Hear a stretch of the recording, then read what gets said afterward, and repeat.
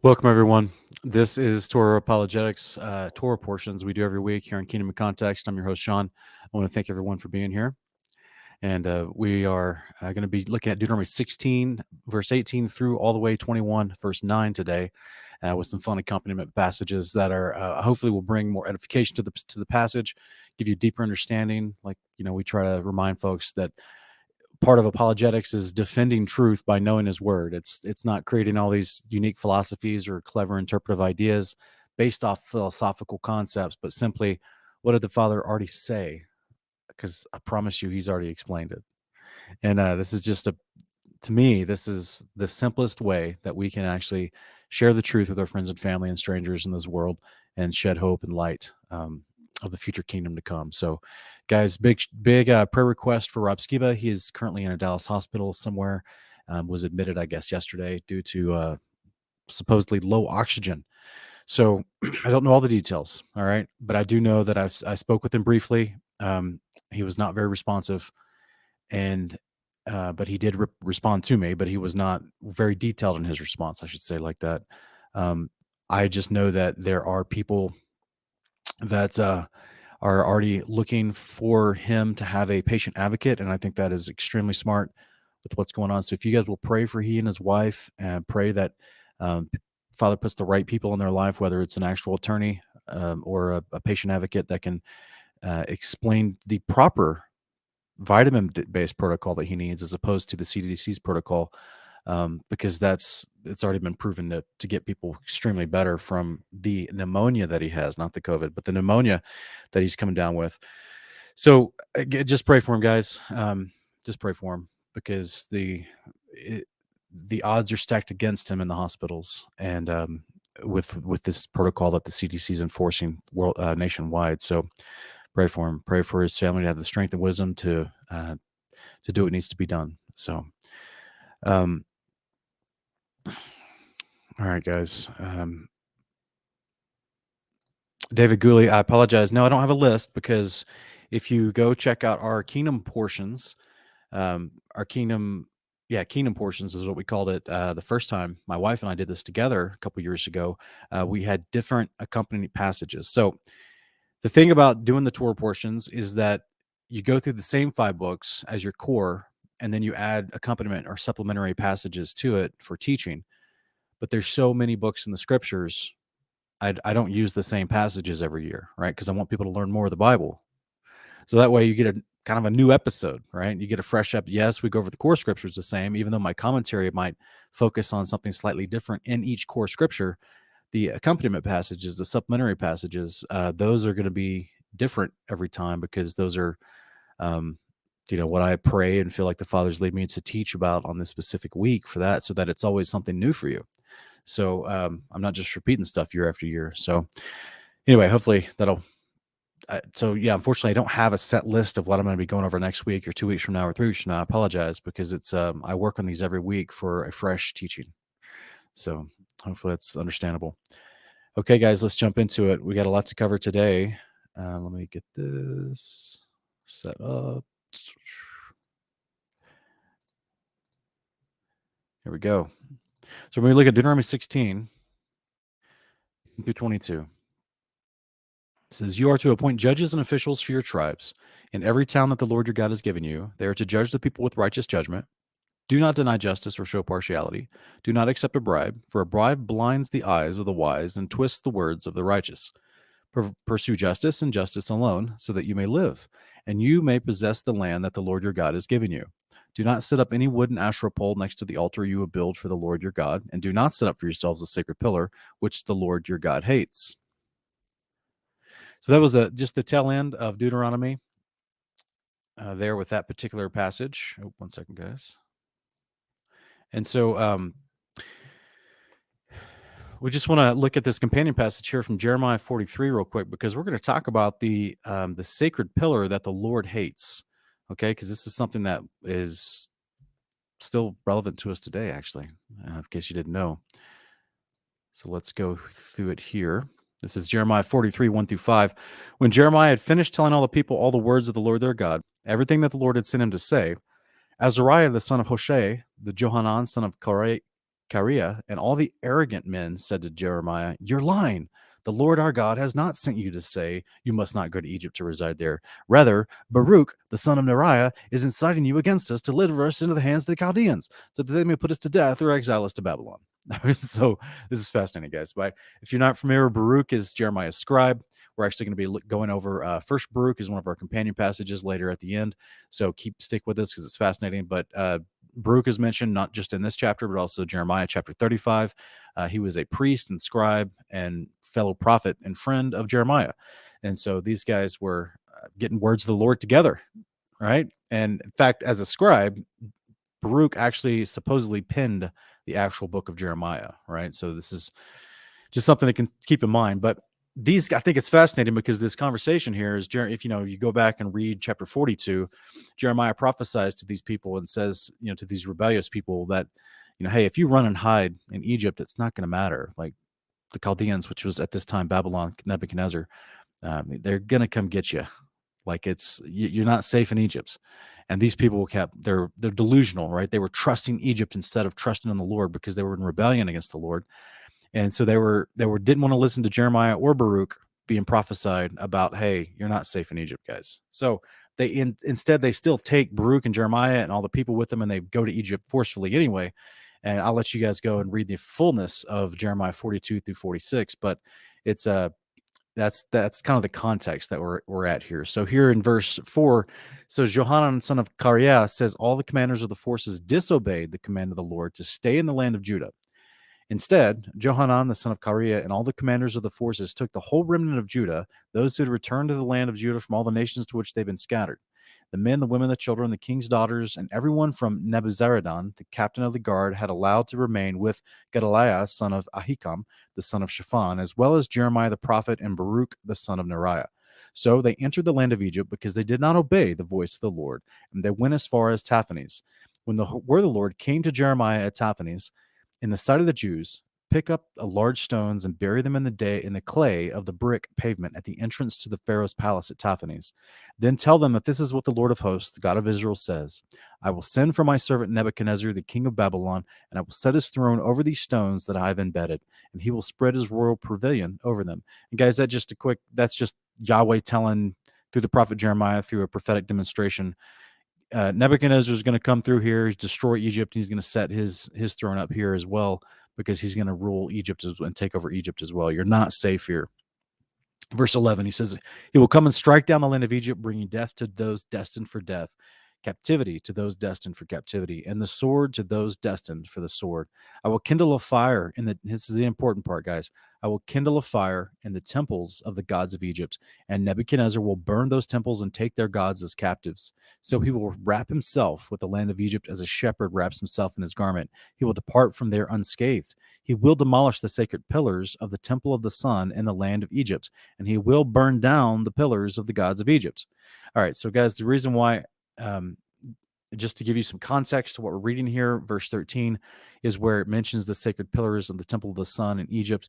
And what I love is the Septuagint in verse 13 actually says, and he, that's Nebuchadnezzar, shall break to pieces the pillars of Heliopolis that are in On, and shall burn their houses with fire. So just to give you some further expounding, some further detail and understanding, that Heliopolis was the center where the priesthood was in ancient Egypt, and this is also the city of On, which is referenced in the scriptures as well. It's also a great deal of contention in the second century BC with some of the actual true descendant Levite high priest that was in exile from Israel. I'm going to go into that in future videos, but Heliopolis is also the land. It's near Goshen. It's on the border between like Cairo and Goshen area. And this is where the priesthood normally resided. This is where, from my understanding, where Jacob lived, or excuse me, not Jacob, but Joseph lived, because he married, back in his day in Genesis 45, he actually married the daughter of the priest of On while he was in captivity, or while he was in the land of Egypt as viceroy. So there's a lot of history here, guys. And also this is a place where they have the sacred pillars. And so let's look into the remnants of the city of On today, right? The pillars of Heliopolis. And this is just from the Encyclopedia Britannica, but we're also going to go into some pictures of both modern day Heliopolis in the past 100 years, as well as some archaeological insights. So here in Heliopolis is the Greek word, because you guys remember the Greeks actually ruled Egypt for a long time. But this is this is the area that we're looking at here in the land of Egypt near the river Delta area. And Heliopolis is the Egyptian Anu or Onu, which is called Pillar City. So basically the word On itself is reference to Pillar City, which is it's just in the Bible called On, one of the most ancient Egyptian cities and the seat of worship of the sun god Ra. It was the capital of the 15th nome of Lower Egypt, but Heliopolis was important as a religious rather than a political center. During the New Kingdom, its great temple of Ra was second in size only to that of Ammon of Thebes, and its priesthood wielded great influence, particularly during the 5th dynasty, when the worship of Ra became the state cult. Little remains today of this great ancient Egyptian city. The sole surviving monument is the obelisk of Sesostris I, the oldest obelisk in existence.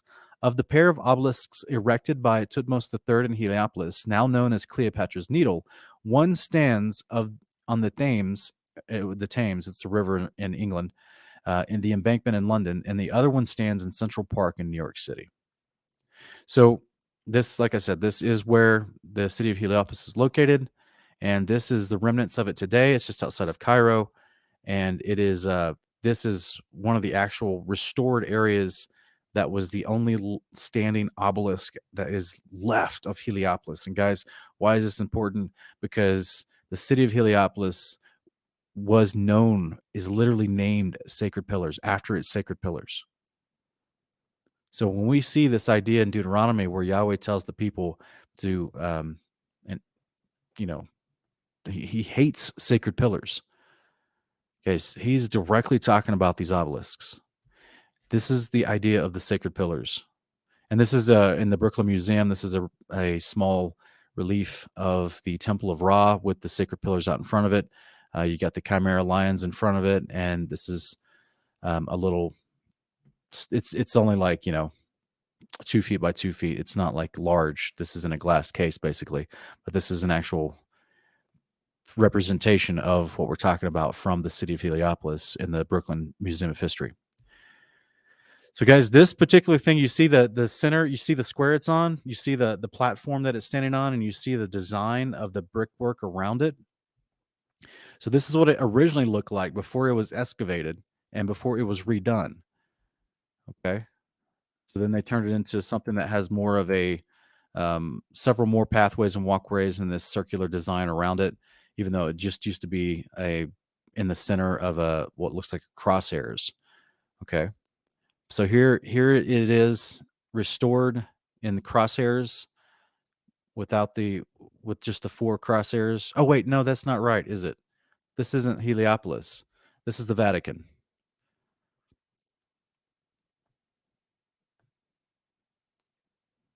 So, yeah, the sacred pillars that the Father says he hates them.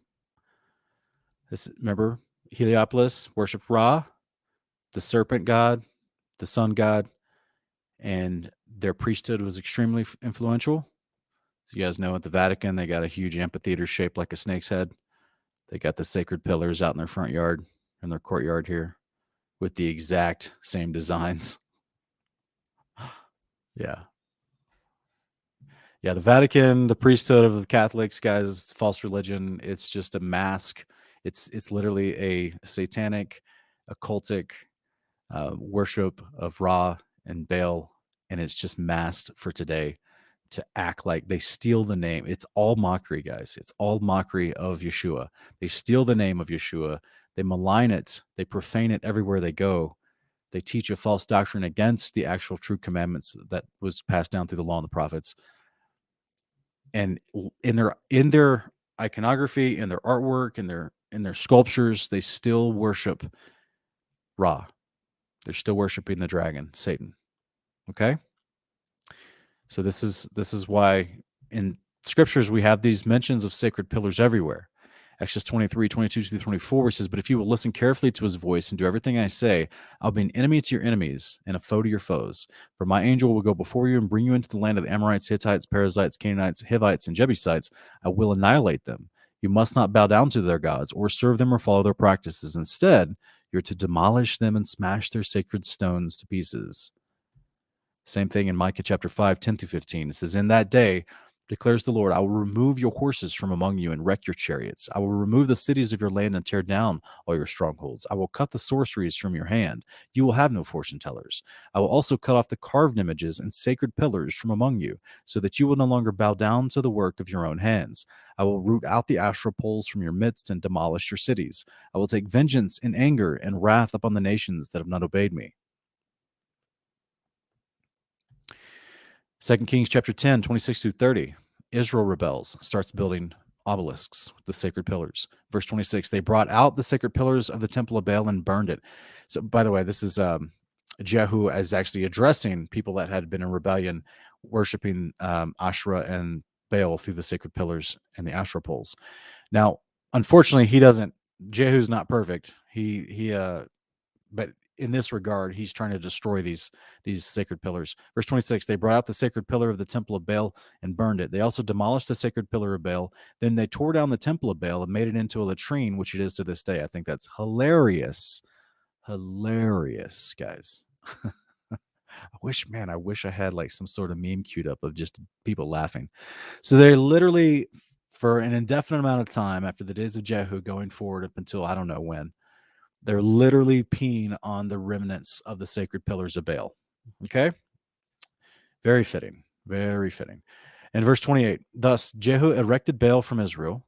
He eradicated Baal from Israel, but he did not turn away from the sins that Jeroboam, the son of Nebat, had caused Israel to commit, the worship of the golden calves at Bethel and Dan. And that's unfortunate, right? He wasn't wholehearted in his rooting out the idolatry from the land. That's sad. Verse 30, nevertheless, the Lord said to Jehu, because you have done well in carrying out what is right in my sight and have done to the house of Ahab all that was in my heart, 4 generations of your sons will sit on the throne of Israel.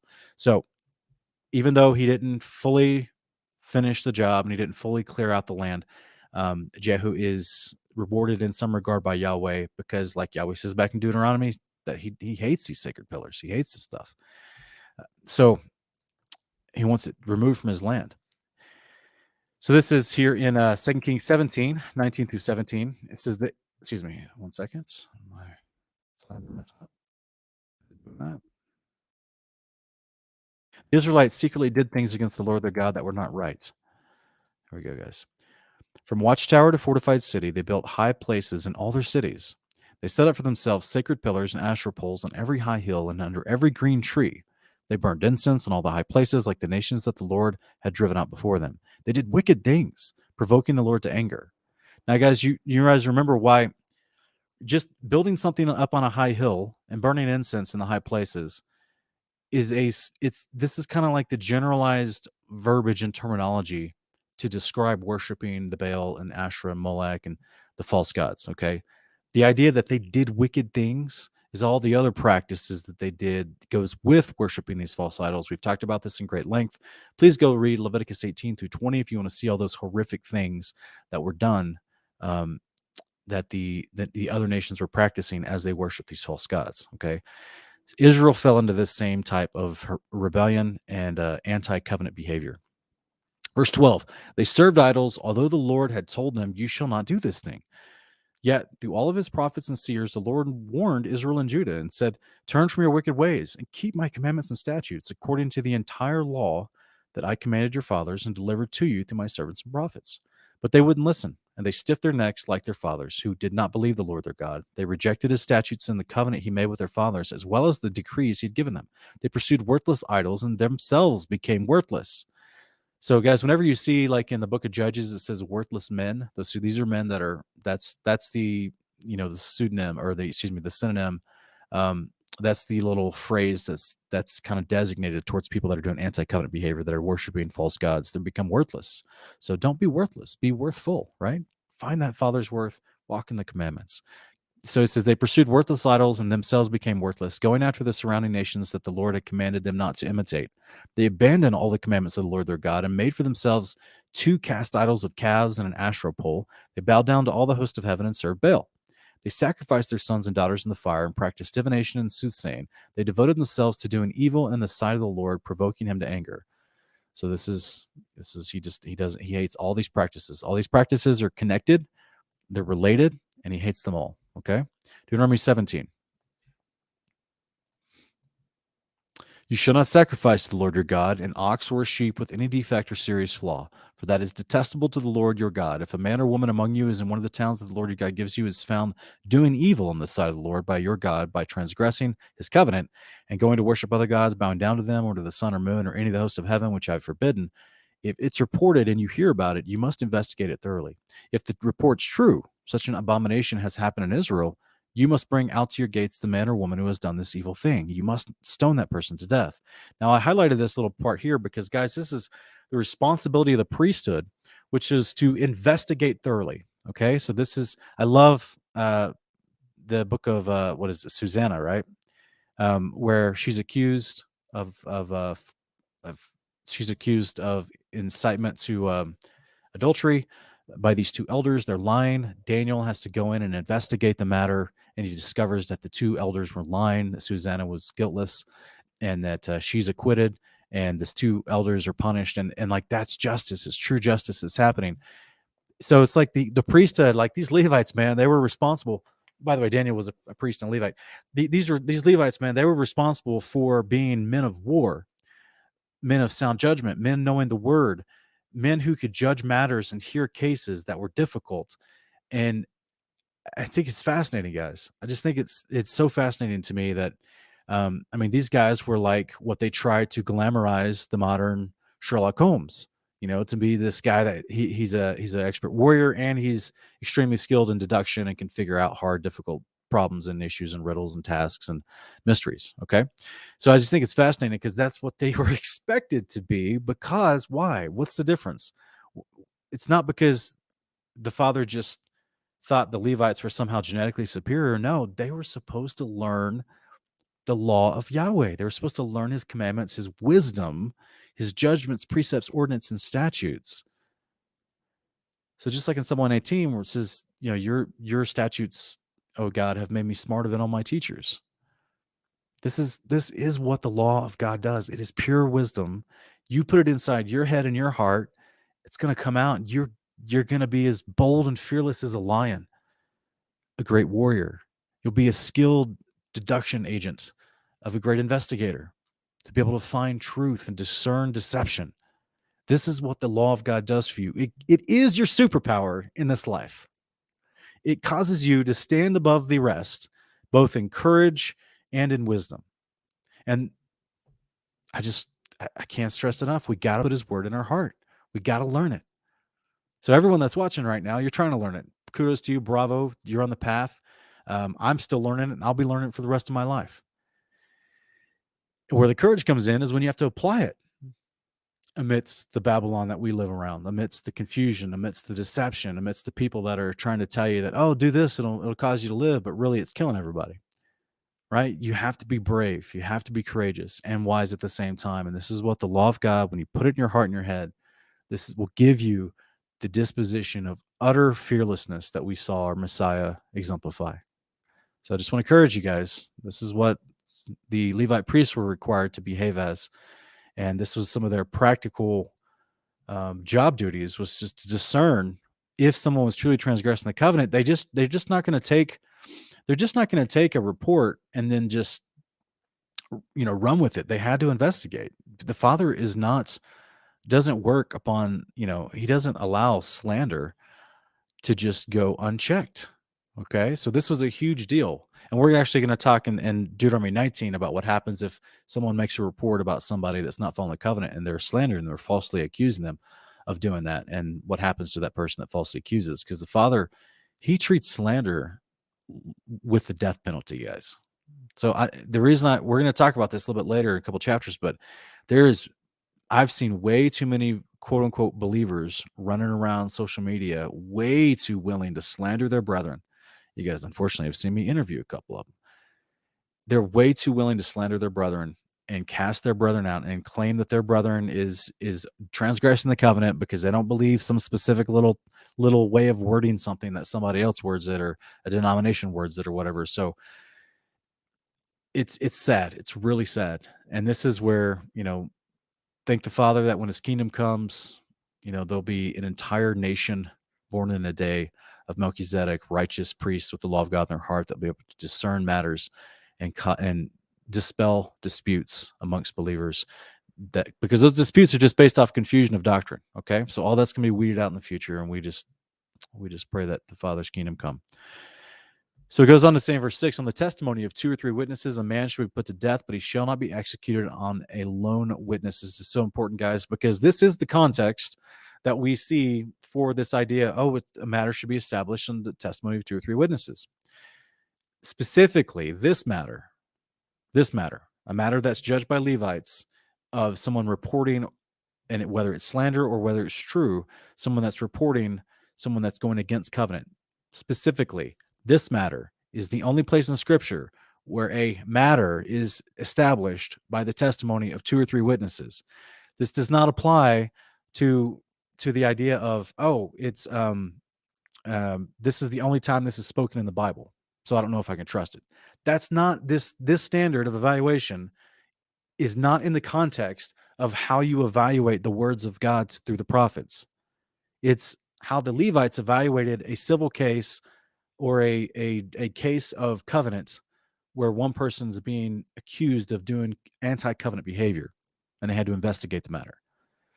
So when you guys see us do Honorary Kings, we try to find supplementary testimony to concepts, but that doesn't mean that's the ultimate standard. And this particular verse you're seeing here does not apply to that system of evaluation when you're looking at the words of God, because there's lots of things in Scripture that are only said once.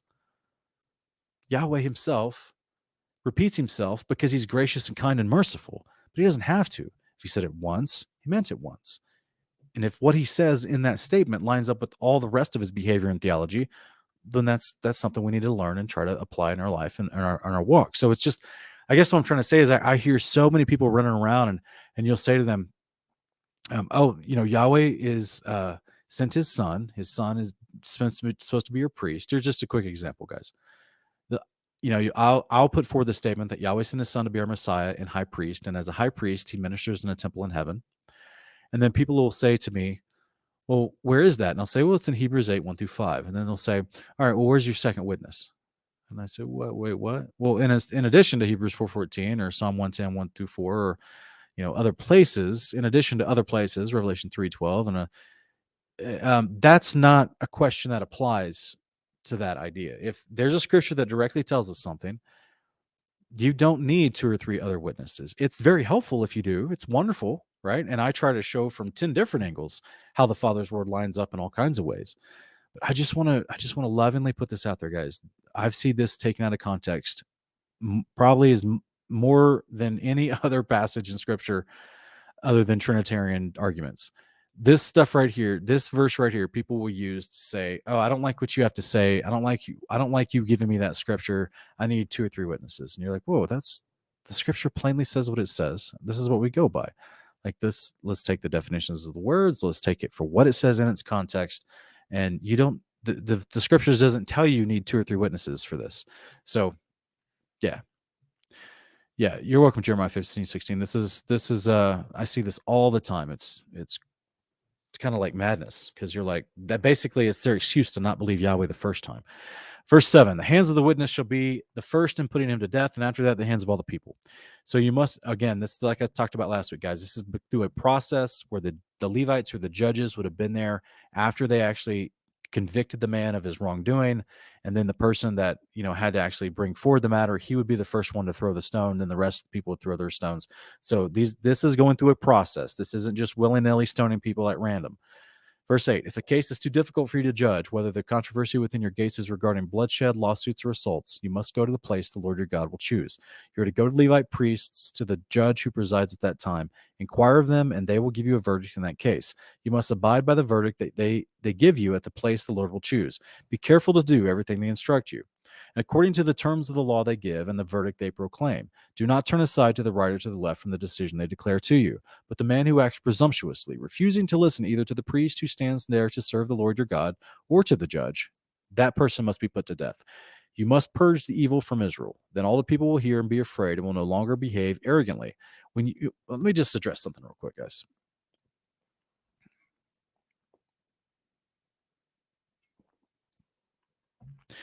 So this guy's been convicted of wrongdoing, of anti-covenant behavior, which is what? He's either done something that deserves death, right? Like murder, adultery,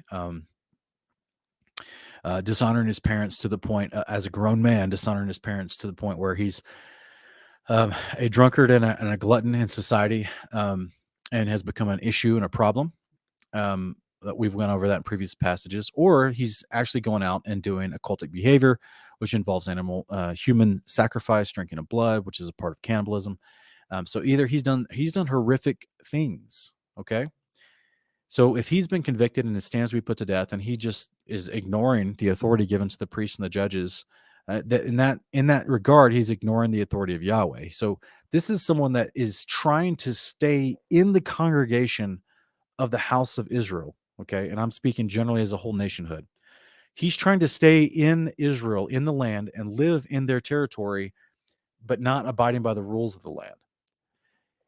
Before he's apprehended by the priests, before he's declared convicted of anti-covenant behavior and deserving the death penalty, guys, he could have left. Like, I want you to think about this real quick. Sorry, one second.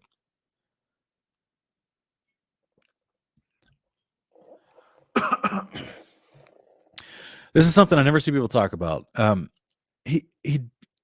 whole reason this guy's staying in Israel and doing anti-covenant behavior is because he's trying to assuage and afflict and affect and deceive other people to do the same behavior with him. If you don't want to be a part of Israel and you didn't want to be a part of this covenant anymore, you can leave. You're free to go. Okay? You don't have to stay. You can get out. You want to behave in righteousness like the rest of the people that are striving to behave in righteousness? Get out. Go. Leave. Go join the Amorites. Go hang out with the Philistines. Tell me how that works out for you. Right? You can leave. But that was the problem. These people wouldn't leave. They stayed in the land. And then they started falling into what we read last week with Deuteronomy 13, where they started enticing their wife and their family and their friends and their neighbors to join in their horrific, wicked behavior with them. And what I mean by entice is, imagine the conversation at the dinner table. There's an enticement that goes along with this. This isn't just something that, oh, hey, yeah, I decided we're not worshiping Yahweh anymore, and we're not gonna keep the Sabbaths. In fact, we're just gonna go over here to this sacred pillar and this astral pole over here and worship Baal, and get one of the kids because we got to give them to Baal. So, like, it's not that simple, guys. It's not that simple. There is a deception that has to come through the heart of a man, or a woman, and then that over time flows through into communicating that deception to friends and family, and trying to actually have an actual conversation to tell them, right? There's no examples in Israel's history when people became rebellious where the head of a family or the head of a clan just at knife point forced all their people over to do covenant behavior. Those people could have fled to another tribe. They could have fled down to Jerusalem to the priest. They could have fled. This type of thing creeps in over time, just like we've been seeing these deceptions creep into the United States over the last 100 years. It creeps in over time, guys. There's a conversation that happens. It's not just simply a dude just one day flipping a switch and then everyone around him follows after. So this is the point where when these particular laws we're reading about is when a family member, a tribe's clans member, someone in your community, they sees a person flip their switch and they start to do anti-covenant behavior. Well, you can eradicate that in that moment. You don't have to let this cancer grow among you. You can eradicate it in that moment. And here's the issue. The guy who flipped his switch and decided to start worshiping Baal, he knows the rules. They grew up hearing this stuff as children and learning this stuff in their time period during those eras. He could have just left. He could have just, and there probably were people that just left and went and joined the Assyrians and went and joined the Egyptians or went and joined the Hivites or the Hittites. There probably were people that just left at times and just rejected their country and just left. But there were other people that stayed in the country and affected everybody else towards unrighteous anti-covenant behavior.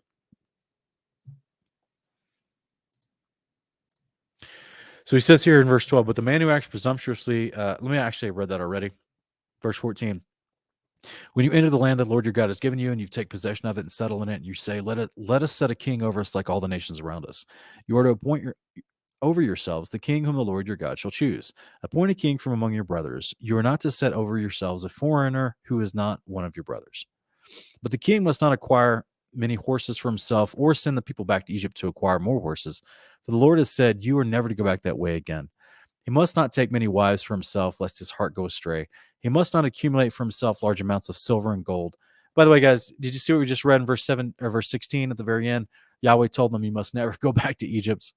What is we read earlier from Jeremiah 43, the whole conversation? Jeremiah and Baruch are prophesying to the leaders of that day in Judah, telling them, hey, no, don't go back to Egypt for safety. No. And they do it anyway. And they still, Nebuchadnezzar still comes through and destroys everything. Yeah, it's crazy. Verse 17, he must not take many wives for himself, lest his heart go astray. He must not accumulate for himself large amounts of silver and gold. When he is seated on his royal throne, he must write for himself a copy of this instruction on a scroll in the presence of the Levitical priests. I think this is fascinating because the king himself was to write for himself a copy of this instruction on a scroll in the presence of the Levitical priests. So he's supposed to be fully accountable to say that he has not just read it, but he's taken the time to write it out. So this is from hand to brain to eyesight. This is supposed to have been validated by the Levite priest that yes, this new king, he wrote down this instruction in our presence, and we have the copy that he wrote down, and so and it says it is to remain with him, and he's to read it from it all the days of his life, so that he may learn to fear the Lord his God by carefully observing all the words of this instruction and these statutes. So the king was supposed to know this stuff, do it, read it. So that means, guess what? What we just read, by the way, in the previous verses. If the king does anti-covenant behavior and he's already validated that he's supposed to do, he's sworn that he will do covenant behavior to Yahweh, and he wrote it out in the presence of the priest, and he's asked to read it and understand it all the days of his life, that means the Levitical priests at some point did not have the courage to reprimand the king. And this is where you have moments where kings can go apostate, and there was lots of examples of that in the book of First and Second Kings. Also in First Samuel, we see the king Saul, he goes apostate, and he ends up killing like 80 Levite priests and their family members at one point because they did oppose his behavior. They said he was being wicked. He wasn't following the statutes of the Lord. So this is where they tried to stand up with courage, but the men around Saul, his family members, his sons, his cousins, all the people around him, they also were in apostasy as well. They did not have the courage to stand up for covenant behavior. So this is how it infects like a cancer. Verse 20, then his heart will not be exalted above his countrymen, and he will not turn aside from the commandment to the right or to the left, in order that he and his sons may reign many years over his kingdom in Israel. So Isaiah 31. This is one of our companion passages. I'm actually going to be reading from the Septuagint. It's very similar, but I like the way it was worded. So we're reading it here. Isaiah 31, 1-4, he says, woe to them that go down to Egypt for help. This is what we just read, right, from Deuteronomy 17:16. Those who trust in horses and chariots, for they are many, and in horses, which are a great multitude, have not trusted in the Holy One of Israel, and they have not sought the Lord. Therefore he has wisely brought evils upon them, and his word shall not be frustrated. He shall rise up against the houses of wicked men, and against their vain hope, even an Egyptian, a man and not God, the flesh of horses, and there is no help with them. But the Lord shall bring his hand upon them, and the helpers shall fail, and all shall perish together. This is talking about the helpers would be those who trust in Egypt to help anyone that's in trouble in Israel, because they're basically going outside the covenant. So then why would they go and trust the God of the covenant? They go to a foreign nation to trust them. It's just, all of it's just absolutely insanity. Verse 4, for thus says the Lord to me, as a lion would roar, or a lion's whelps over prey which he has taken, and cry over it, until the mountains are filled with his voice, and the animals are awestruck and tremble at the fierceness of his wrath. So the Lord of hosts shall descend to fight upon Mount Zion, even upon our mountains. As birds flying, so shall the Lord of hosts defend. He shall defend Jerusalem. He shall rescue and save it and deliver it. Turn, you children of Israel. who devise a deep and sinful counsel. For in that day men shall renounce their silver idols and their golden idols which their hands made, and the Assyrian shall fall. Not the sword of a great man, nor the sword of a mean man shall devour him. Neither shall he flee from the face of the sword, but the young men shall be overthrown. For they shall be compassed with rocks as with a trench, and shall be worst, and he that flees shall be taken. Thus says the Lord, blessed is he that has his seed in Zion. Blessed is he that has a seed in Zion and household friends in Jerusalem. So this is a wonderful prophecy here in Isaiah, reprimanding modern day Israelites about them disobeying the covenant, trusting in the Egyptian power, and then reminding them that when this is all said and done, and Yahweh comes to the earth, and obviously we know the rest of the story is he does that through his son. His son comes back with angels to rat out the wicked. They face the Assyrian, they destroy him. This is the beast, the first beast, and then blessed is he that has a seed in Zion. So this is referring to the priesthood that's going to be in Zion, that Melchizedek, glorified, resurrected saints of the priesthood that go into the New Jerusalem.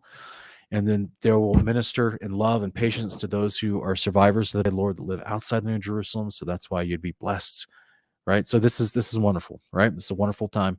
And of course, it talks about the men being overthrown. This is going to be happening as the angels clear out the land of Israel. The battle of Armageddon is happening. The mountains are falling into their valleys. This is this wonderful.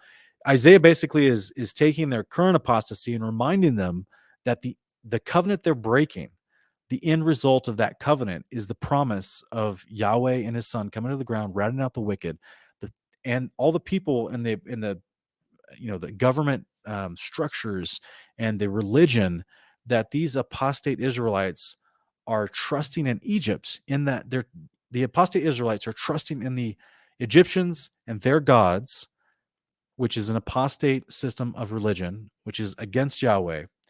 And Yahweh's just trying to remind them, look, all those guys are going to be destroyed. They'll be, Zion's going to reign on the earth. What you're trusting in something that is the opposite of what I've promised you with my covenant. So, Isaiah's just trying to remind them. He does this multiple times throughout his book. This is why it's called a prophet. He's trying to give them a warning. And with that warning, he's trying to remind them of Yahweh's good promises. Deuteronomy 18, 1-5. The Levitical priests, indeed the whole tribe of Levi, shall have no portion or inheritance with Israel. They are to eat the offerings made by fire to the Lord. That is their inheritance. Although they have no inheritance among their brothers, the Lord is their inheritance as he promised them. This shall be the priest's share from the people who offer sacrifice, whether a bull or a sheep. The priests are to be given the shoulder, the jowls, and the stomach. You are to give them the first fruits of your grain, your new wine and oil, and the first wool sheared from your flock. For the Lord your God has chosen Levi and his sons out of all the tribes to stand and minister in his name for all time. Now, if a Levite moves from any town of residence throughout the Israel and comes in all earnestness to the place the Lord will choose, then he shall serve in the name of the Lord his God like all his fellow Levites who stand there before the Lord. They shall eat equal portions, even though he has received money from the sale of his father's estate. And when you enter the land that the Lord your God has given you, do not imitate the detestable ways of the nations there. Let no one be found among you who sacrifices his son or his daughter in the fire, who practices divination or conjuring, who interprets omens, or practices sorcery. 1 second, guys. Let no one be found among you who casts spells, consults a medium or spiritist, or inquires of the dead. For whoever does these things is detestable to the Lord. And because of these detestable things, the Lord your God is driving out the nations before you. You must be blameless before the Lord your God. Though these nations which you dispossess, listen to conjurers and diviners, the Lord your God has not permitted you to do so. The Lord your God will raise up for you a prophet like me from among your brothers. You must listen to him. This is what you asked of the Lord your God at Oreb on the day of the assembly, that's Mount Sinai, when you said, let us not hear the voice of the Lord our God or see this great fire anymore, so that we will not die. Then the Lord said to me, they have spoken well. I will raise up for them a prophet like you from among their brothers. I will put my words in his mouth, and he will tell them everything I command him. And I will hold accountable anyone who does not listen to my words that the prophet speaks in my name. This is why it's such a big deal. If you reject Yeshua, you're rejecting the Father. Okay, so we must, accept the prophets he sends us, including his son. Verse 20, but if any prophet dares to speak a message in my name that I've not commanded him to speak, or to speak in the name of other gods, that prophet must be put to death. You may ask in your heart, how can we recognize a message that the Lord has not spoken? When a prophet speaks in the name of the Lord and the message does not come to pass or come true, that's a message the Lord has not spoken. The prophet has spoken presumptuously. Do not be afraid of him. All right, so all that wicked and horrible behavior we just saw outlined, offering your son or daughter to the fire, practicing mediums, evil spirits, casting spells, which is also called enchantments, divining, things like that, conjuring. This is all introduced to us, guys, here in our companion passage in 1 Enoch chapter 7 and 8. And it was introduced by the rebellious angels from heaven, and they taught mankind all types of wickedness. And this was part of that behavior. 1 Enoch 7, 1 through 6. All the others together with them took unto themselves wives. This is the rebellious watcher angels that were sent to earth to help mankind, but instead of helping them, they started doing wickedness. And it says, all the others together with them took unto themselves wives, and each chose for himself one, and they began to go in unto them to defile themselves with them. They taught them charms and enchantments, the cutting of roots, and made them acquainted with plants. Okay, this is a part of sorcery, divination, and enchantments. The women became pregnant, and they bare great giants, whose height was 3,000 ells, who consumed all the acquisitions of men. And when men could no longer sustain them, the giants turned against them and devoured mankind. Here's where cannibalism comes in. They began to sin against birds and beasts and reptiles and fish, and to devour one another's flesh and drink the blood. Then the earth laid accusation against the lawless ones. Chapter 8. Azazel taught men to make swords and knives and shields and breastplates, and made known to them the metals of the earth and the art of working them, and bracelets and ornaments, and the use of antimony, and the beautifying the eyelids, and all kinds of costly stones, and all other coloring tinctures. There arose much godlessness, and they committed fornication, and they were led astray and became corrupt in all their ways. Semyaza taught enchantments and root cuttings. Omros taught the resolving of enchantments. Barakijal taught astrology, and Kokobel taught the constellations. Ezekiel taught the knowledge of the clouds, and Arakiel taught the signs of the earth. Shamsiel taught the signs of the sun, and Sariel taught the course of the moon. And as men perished, they cried, and their cry went up to heaven. So this is the introduction, if you will, in the book of 1 Enoch. We don't get this in Genesis, explaining to us that it is these rebellious angels that started teaching mankind all of this behavior we see outlined in Deuteronomy chapter 18 and also Deuteronomy 4:19. Okay, so this is the same after the flood. Even though these angels that taught this are locked away in Tartarus, this information is picked back up because Azazel is one of these angels that did not get locked into Tartarus, and he's still out. He's the one that we call Dragon, the Satan, the roaring lion, looking whom he may devour. He's still running around. He's not locked up yet, and he's Ra of ancient Egypt, right? He's Ninurta of ancient Babylon. He is the one that was the head patron, sun god / serpent god that all these other nations worshipped. Okay, and technically he would be like the black sun, not the real sun, but the black sun god. But we'll go into that in investigating Babylon later. And so this is the idea that he's the one that's still teaching this same type of behavior that his fellow rebellious watchers taught before the flood. He's still teaching this to the nations after the flood. And so men have picked this back up. We talked about this in great detail. We see when and how they picked it back up in Jubilees chapter 8, 1 through 4, with a guy named Kenan who finds the writings of the watchers after the flood, and he finds them written on rocks, and he starts doing their practices. And he doesn't tell Noah because he knows Noah would be mad. And this is how this stuff picked back up and leads to the Tower of Babel, and then is disseminated into all the nations that came out of the Tower of Babel afterwards. That's why they're all doing the same types of wicked behaviors, and all these different nations are being listed off in Exodus 23 and Deuteronomy 7, because they're all learned it from the same source. Even though they have different languages now, they call it by different names, and they have their own little artistic flair within their culture as far as how they decorate the idols of their gods and refer to them and paint them. It's still the same practices. It's the same deception. It's the same anti-Yahweh behavior that they're practicing. And this is what Yahweh has expounded them in Deuteronomy 18. Anyone that does this stuff deserves death. Get him out of Israel. This comes from the ancient wicked source of the rebellious watchers. So don't do that stuff. So then he goes on to say here in Deuteronomy 19, Yahweh explains, he says, the Lord your God has cut off the nations whose land he has given you when you have driven them out and settled in their cities and houses. Then you are to set apart for yourselves 3 cities within the land that the Lord your God has given you to possess. You are to build roads for yourselves and divide into 3 regions the land that the Lord your God has given you as an inheritance, so that any manslayer can flee to these cities. Now, this is the situation regarding the manslayer who flees to one of these cities to save his life. Having killed his neighbor accidentally, without intending to harm him.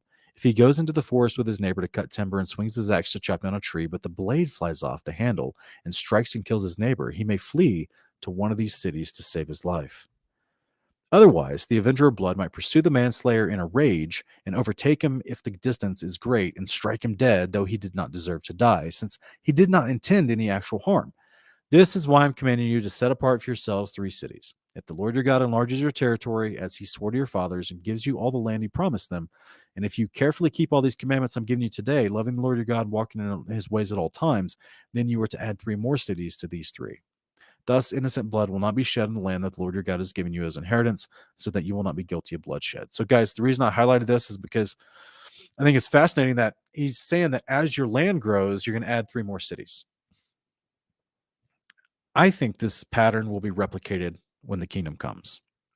Not only will the New Jerusalem be the ultimate city of refuge, but there will be other, just as in Isaiah 66:17-21 tells us, Yahweh will appoint new Levites and new priests amongst mortal mankind.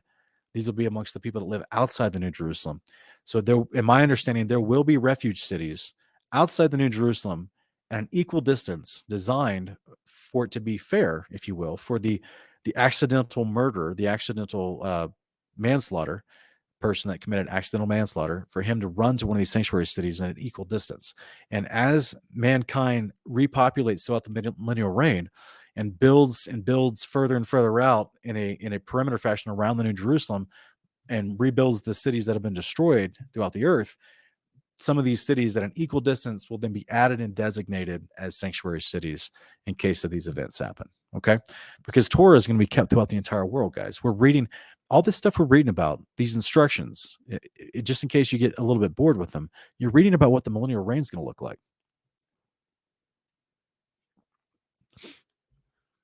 Just let you know. People ask, what's heaven like? Read the Torah. What's the millennial reign going to be like? Read the Torah. It's the blueprint. Verse 11-15, if, however, a man hates his neighbor and lies in wait, attacks him and kills him, and then flees to one of these cities, the elders of his city must send for him, bring him back, and hand him over to the avenger of blood to die. You must show him no pity. You are to purge from Israel the guilt of shedding innocent blood, then it may go well with you. You must not move your neighbor's boundary marker, which was set up by your ancestors to mark the inheritance you shall receive in the land the Lord your God has given you to possess. A lone witness is not sufficient to establish any wrongdoing or sin against a man, regardless of what offense he may have committed. A matter must be established by the testimony of 2 or 3 witnesses. Again, in the same context of his previous reference in Deuteronomy 17. This is not about validating whether or not God has to say something multiple times through multiple prophets for it to be validated. This is simply about someone that's doing anti-covenant behavior, and other people try to bring it to their attention of the leaders, elders, or priests, and he has to be chastised or addressed. It has to come through 2 or 3 witnesses who have to see this guy do anti-covenant behavior. This, guys, this has nothing to do with how you evaluate scriptures in the modern day. All right, so I'll just leave it there.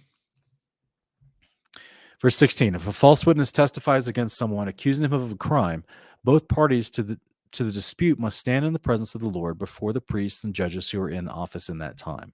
The judge shall investigate thoroughly, and if the witness is proven to be a liar who has falsely accused his brother, you must do to him as he intended to do to his brother. So you must purge the evil among you. Guys, are you listening? Are you watching this? If you falsely slander your brother against bad anti-covenant behavior and he's not doing it, but you claim he's doing it, in ancient Israel, you were called evil and would be put to death because you were asking the priest to put him to death. Now, we're not in that system today, okay? We're in the dispersion. That's been prophesied, and we're not going to be regathered in this type of government until Yeshua returns, the New Jerusalem descends to the earth. But we're practicing this behavior now because it's called righteousness. It's a part of our discipleship, okay?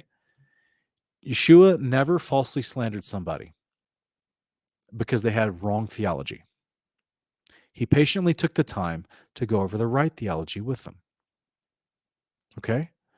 How many people do you see Yeshua, even though he was being literally falsely accused by corrupt Levites of the day and scribes of the Pharisees? How many of them did he say immediately, grab them and take them before the priests and the elders, even though Yeshua would have been correct? He would have been correct. He told them very clearly, he called them out of covenant, right? He addressed them with his words, but he was only addressing the people whose righteousness was not righteousness, right? The Pharisees who were whitewashed tombs, who were liars, who were thieves, who were murderers, the Pharisees that were hypocritical, he addressed that because they had not just bad theology, but their behavior, their heart, the fruit of their theology was bad. Think about I want you to take a moment and think about how he treats the majority of the Pharisees versus how he treats Joseph of Arimathea and Nicodemus. Those are Pharisees. He treats them with patience. They disagreed with his theology, but like in John chapter 3, he takes the time to explain to Nicodemus. He takes the time to go over the words of the Lord, the promises of Yahweh to Nicodemus to remind him, even though he was supposedly a teacher of Israel and a priest and a judge of the people. It didn't matter. He still had wrong theology. Did Yeshua go over and immediately just say, oh, you're damned, you're going to hell? No, of course not. Yeshua showed him love and patience. It is not our place to run around and just tell people that they're going to be going to hell because you disagree with them on their theology. You are slandering that person. And if you truly are trying to obey Torah, you're now acting as if you're going to be the person that brings that person who's doing anti-covenant behavior before the judges to be killed. So you better be 1,000% sure that you're correct and that other person's not. And even if you are correct, I would suggest take the example of Yeshua and teach them in love as opposed to accuse them with hate. Because if you're wrong, well, the Father's looking at you going, okay, well, my law says I should kill you, not them. Guys, slander is super serious. Leviticus 19. You shall not go about slandering your neighbor. You shall not take the life of your neighbor in your hands. Slander is acquitted. Excuse me. Slander in the scriptures and in the Torah is akin to murder. Because if you have falsely accused someone and they receive the death penalty as a result of it, you have murdered them. Yes, we're not under that system today. So people can run around and be ignorant as they want and say all types of weird, stupid things they want. Okay? And Yeshua is going to be their judge. It's not you or me. I can only give an admonition, as I do right now, and lovingly tell people, stop it. Learn the scriptures. Hold your tongue. Stop it. Stop slandering people just because they disagree with you or you don't understand what they're saying. Pray for them. Learn the scriptures better. Speak it out with peace. Ask for civil discourse and dialogue with them. Don't be a murderer of your fellow countrymen.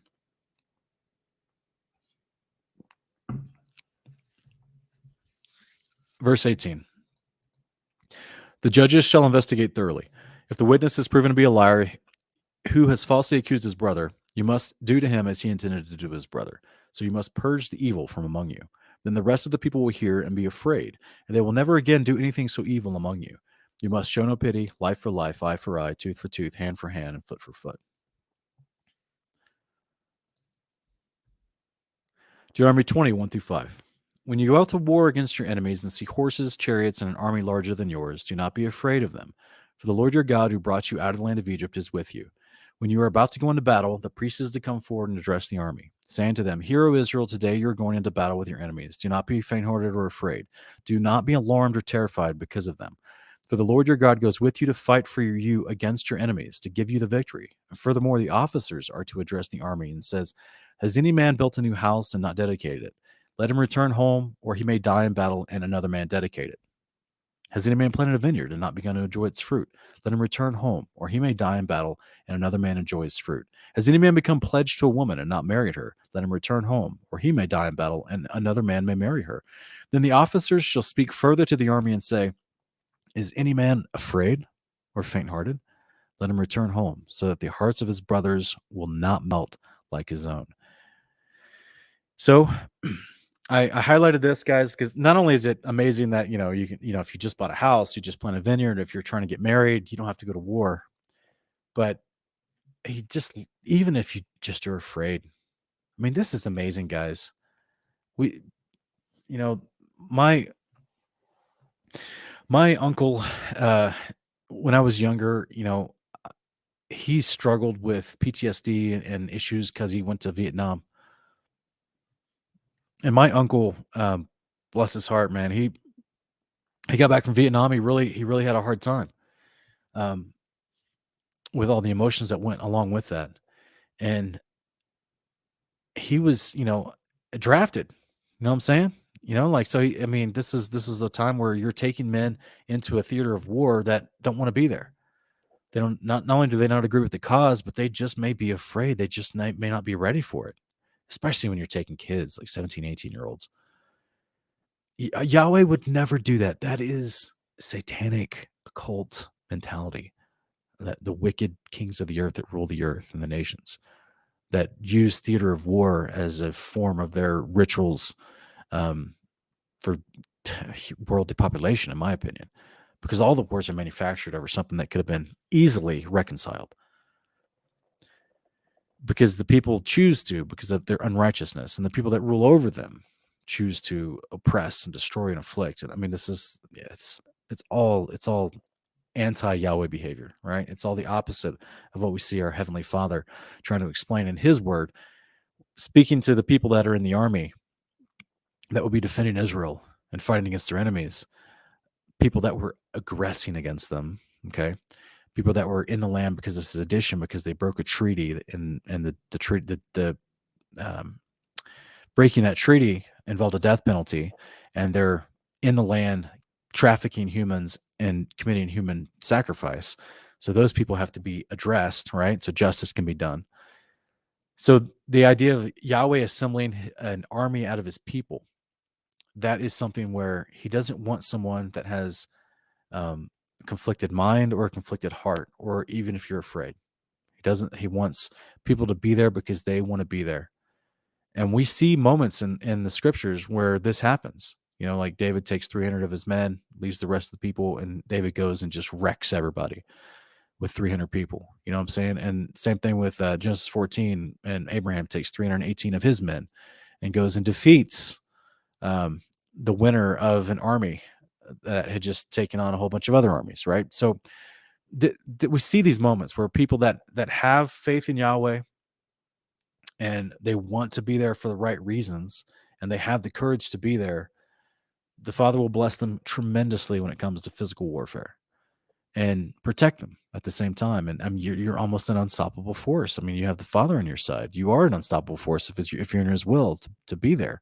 So this is why Yahweh is telling them, like, and my heart goes out to, because these guys at the earliest age were 20 years old. So my heart goes out to this as a man. The women were not in the army of Israel.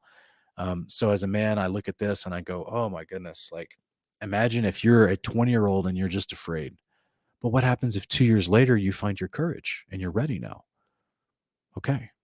Being afraid on the battlefield can get you killed. Being ready, you'll make it, right? So my precious uncle, when he was when I was younger, I think it was like at a Thanksgiving one year, we were talking, and he'd give me a knife, and he was telling me to protect the knife, and not lose it and everything. I still have it today. And he later on, he's talking about some things, and I don't know if I can't remember the exact scenario. I'm pretty sure my aunt and my mother and some other people told him not to keep talking like this, but he was telling stories about him being at Vietnam, and how he said they came into that the Viet Cong, they would come into a village, and they would basically tell they would kill the soldiers, but then they would tell the the villagers to sharpen sticks, and so then they would send the old people into the fields against the Americans with sharpened sticks, and then they would send the kids with sharpened sticks against the Americans. And he's like, these old people and these kids would come at you trying to kill you, and if you didn't stop them, they would kill you. And they lost fellow servicemen, fellow Marines and fellow Army servicemen, in his platoons and in his I don't know the exact words for every squad, but he's like, it was it was horrific. They were, when you've got a 14-year-old boy trying to stab you with a stick. And he goes, and after, the whole purpose of this was so that the Americans would use their bullets and not have any more bullets, and then the Viet Cong army would come after them. So it's just horrific. And he said, like, they would literally throw grenades until their arm went numb. it just crazy stuff, guys. Crazy stuff. And you've got kids that are 20 years old having to do this, you know, young kids, 18 years old in a foreign land, scared to death, scared for their life, people trying to kill them, you know. Um, I just praise the Father for something like this in Deuteronomy chapter 20, verse 8. If if young kids, if there's someone in the army that's afraid, you can go home, man. You don't have to be here. He wants warriors. He wants people that will not melt in fear. He will do what he needs to do, whether it's two people like Levi and Simeon against the Shechemites, or whether it's 300 people with David against the Philistines. You know what I'm saying? Or whatever. He'll accomplish his tasks. Or if it's just one angel that he sends to kill 185,000 Assyrians. And you think that angel was afraid?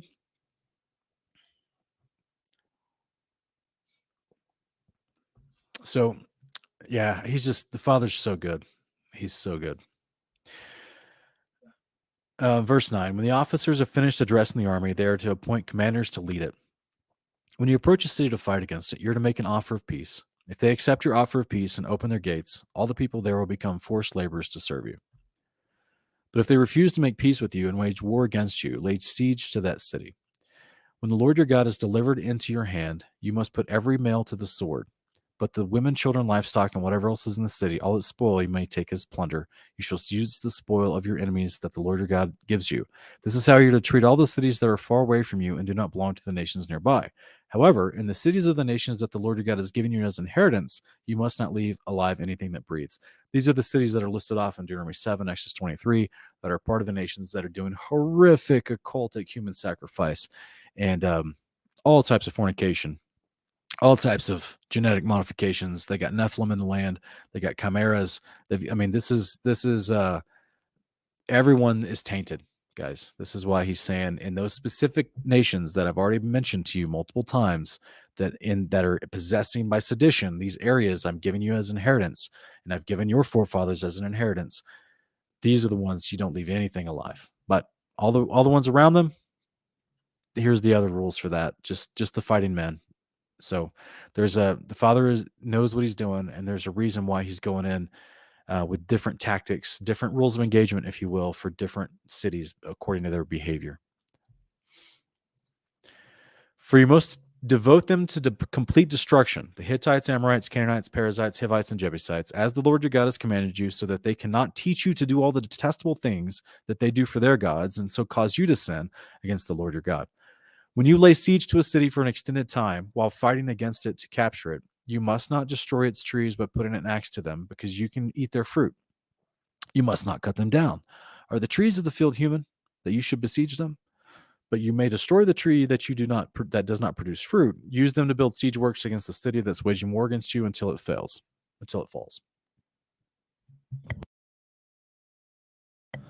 So I just want to just highlight this real quick and just point out the Father. He's a tactician. He's a man, he's a man of war, or he's a God who understands the completeness and the fullness of how a war goes, and it has the ultimate wisdom to how to overcome in battle. And he's telling them, like, hey, don't do this stupid thing and destroy a nearby food supply to use it for siege works. Like, leave up the fruit trees. If you're going into a surrounding area and there's fruit trees around the city, you can eat from those while you're battling, guys. Leave those up. Like, just use your brain. I think this is just kind of fascinating. Deuteronomy 21. If anyone is found slain lying in a field in the land that the Lord your God has given you to possess, and it's not known who killed him, your elders and judges must come out and measure the distance from the victim to the neighboring cities. Then the elders of the city nearest the victim shall take a heifer that has never been yoked or used for work, bring the heifer to a valley with running water that has not been plowed or sown, and break its neck there by the stream. And the reason why I have this in parentheses, guys, is because this idea of behead, because I looked up in the Hebrew for the oraf, and it seems to be it's kind of a curious thing. Different translators translate it differently. So it says to break its neck in lots of translations, but the Aramaic calls it, and the King James say it's to slaughter it, or to kill it, or to behead it. And that is actually one of the definitions of the Hebrew word that's used. It's not so you're welcome to put your commentary in the live chat today, if you found anything else further on this idea. But it seems to me that they're supposed to go next to this stream, this river, and do an actual slaughter of the animal like they're supposed to, because the priests are there, right? And so it's weird that it uses this terminology in so many other um, translations. They do use this terminology, but yet the Hebrew word can mean to break something, but also can mean to properly slaughter it or behead it. So I think that's interesting. Um, so anyway, to me, the context of the priest being there, it makes me think that they're going to actually properly slaughter it, since it's an atonement sacrifice for the unknown murder, basically, right? To atone for the blood in the land. So, verse 5, and the priests, the sons of Levi, shall come forward, for the Lord your God has chosen them to serve him and pronounce blessing in his name and to give a ruling in every dispute in case of assault. So this is kind of an interesting thing. He just doesn't want people to be just, he doesn't want, even though if you don't know who killed, the father knows who killed this guy, right? But if they find a dead body and they don't know who killed it on the ground, and the father doesn't tell them miraculously through the Urim or the Thummim or through an angel of the Lord, and they still don't know, they can't figure it out after an investigation. Here's how you atone for the guilty or for the innocent person dying in the land. Now, this is just in case the person is innocent, because we don't know the story, right? We don't know why this person was killed by someone else. He could maybe not have been innocent. He could have been found out to have been an adulterer and just not have told the priest, and the guy wanted to take vengeance personally, which is against the Torah. But yet the point is they don't know what happened. So they're just trying, the father's giving them a way to atone for the blood of the potentially innocent in the land, and so that there's not a curse upon the land. Verse 6, then all the elders of the city and of the nearest victim shall wash their hands by the stream over the heifer whose neck has been broken. They shall declare, our hands did not shed this blood, nor did our eyes see it. Accept this atonement, O Lord, for your people Israel, whom you have redeemed, and do not hold the shedding of innocent blood against them. And the bloodshed will be atoned for, so you shall purge from among you the guilt of shedding innocent blood, since you have done what's right in the eyes of the Lord. Now, guys, I just want to transition here real quick to First Baruch chapter 5, our last companion passage, because this is amazing. We talked about Baruch earlier in Jeremiah 43 and being a part of this situation with Jeremiah. He was the priest and scribe of Israel at the time and a prophet as well. He's got two letters, First and Second Baruch, and the idea is that Baruch, he received an incredible amount of prophecy. It's just an utter mystery why his epistle or his letter was taken out of the Bible 120 years ago, and it's just, yeah, it's weird. But ultimately, here in First Baruch chapter 5, we get this beautiful promise, because remember, like I said before, all this behavior we're learning about, this is stuff that, if you want to know these instructions that we're reading in Deuteronomy and everything that Yahweh keeps telling the kings of Israel, as well as the people of Israel, do my commandments and don't do the behavior of the nations around you. That's wickedness. It's horrible. It's evil. I want you to do what's right, which is my behavior, which is the commandments of God, the commandments of the Lord. That's what Yahweh keeps telling them over and over and over. And he's like, and if you do this, you will live and you will inherit the land that I promised you. This is the promise of the covenant. And First Baruch chapter 5 gives us a beautiful picture of that fulfillment of that promise. Verse 1, he says, put off, O Jerusalem, the garment of mourning and affliction, and put on the comeliness of the glory that comes from God forever. This is referring to Zion, the New Jerusalem, to come down. Verse 2, cast about you a double garment of the righteousness which comes from God, and set a diadem on your head of the glory of the everlasting. For God will show your brightness unto every country under heaven. For your name shall be called of God forever, the peace of righteousness, and the glory of God's worship. Arise, O Jerusalem, and stand on high, and look about toward the east, and behold, your children gathered from the west unto the east by the word of the Holy One, rejoicing in the remembrance of God. How beautiful. The resurrection, guys. This is also Deuteronomy chapter 31 through 1 through 10.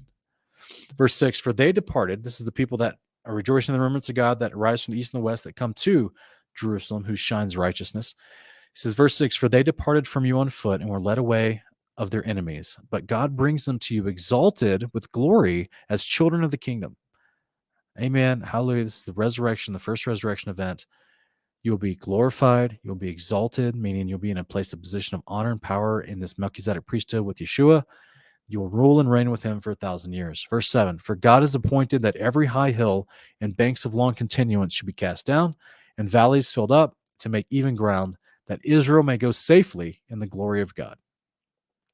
So this is talking about this, the whole area where the New Jerusalem specifically, it's all going to be flattened out.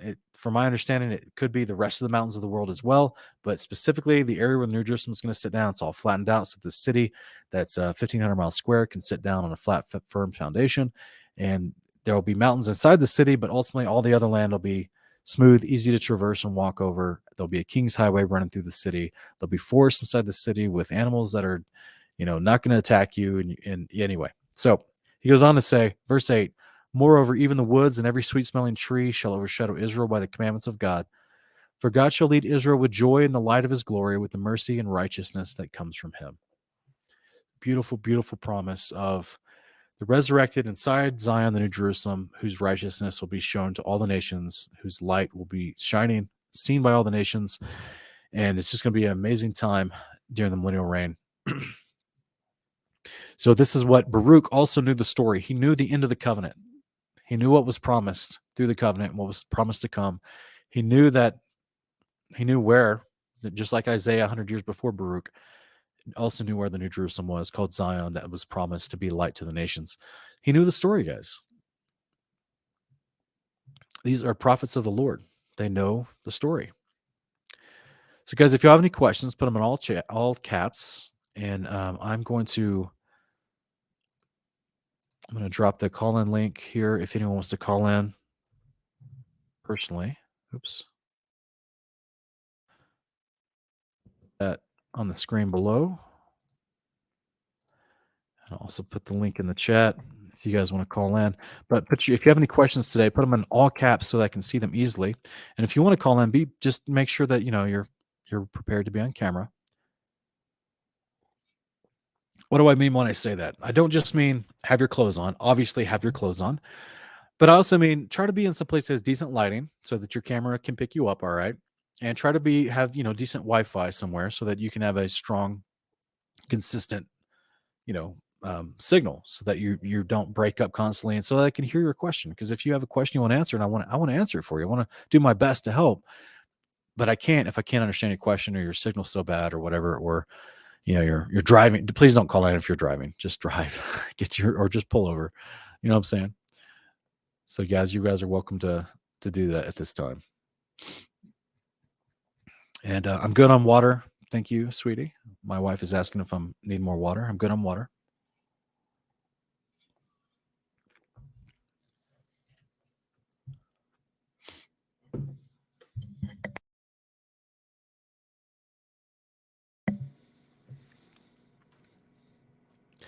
So if there's anything that we talked about today, guys, that you would have a question on concerning the Torah portion we just referenced, you guys are welcome to.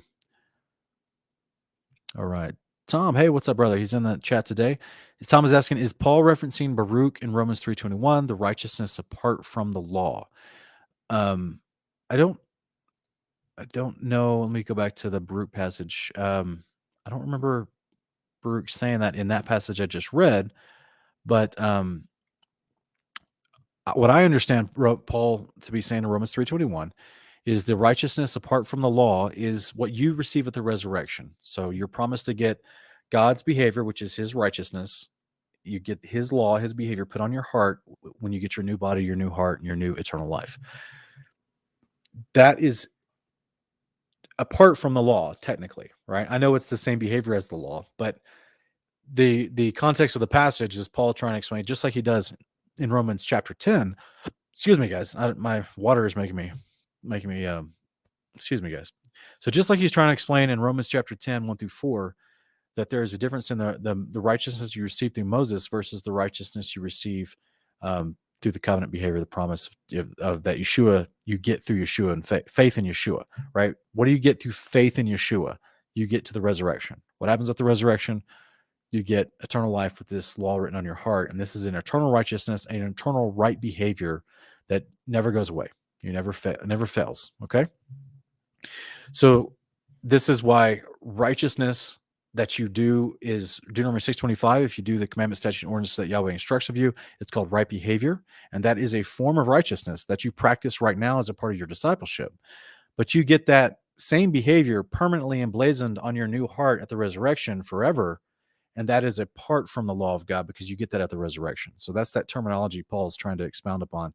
This is what he also references in Galatians, but he mentions it in Romans a couple places as well too. It's this distinction between the righteousness, the right behavior that you practice now versus the eternal right behavior that you receive at the resurrection as a part of the covenant promise. So I hope that's a decent explanation for you, brother.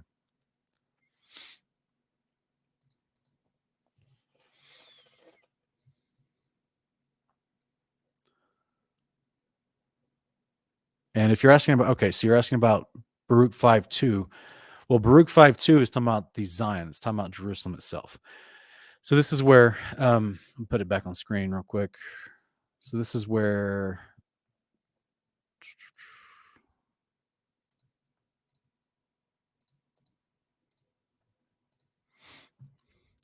if you look at verse 1, put off, O Jerusalem, the garment of mourning and affliction, and put on the comeliness of the Lord that comes from God forever. So this isn't just talking about the people. This is talking because the people are also the ones brought to Jerusalem, right? In verse 4 and 5.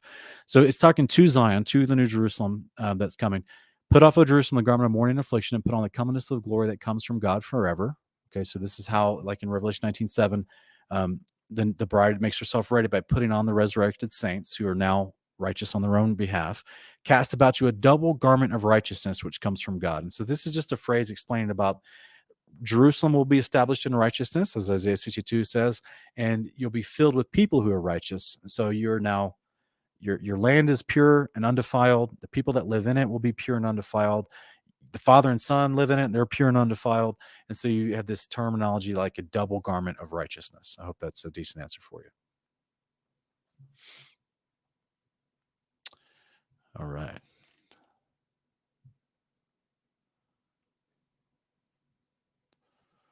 Looking for additional questions here.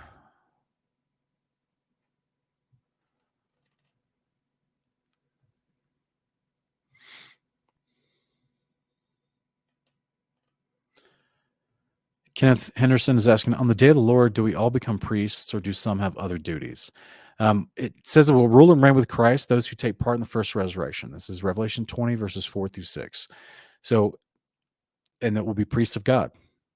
So it seems like we do all become priests in some capacity. Does it apply to women? We've tried to talk about this in the past. There are other duties that the priesthood, and specifically in regards with the Levites who help the priesthood, they also could be judges and rulers, just like we see in Deborah in Judges chapter 4. She's a judge over Israel, but they're not specifically priests who bring forward animal sacrifices and make meals before the Father for atonement. So technically, it says everyone takes part in the first resurrection will be a part of the priesthood, the rule and reign with Christ.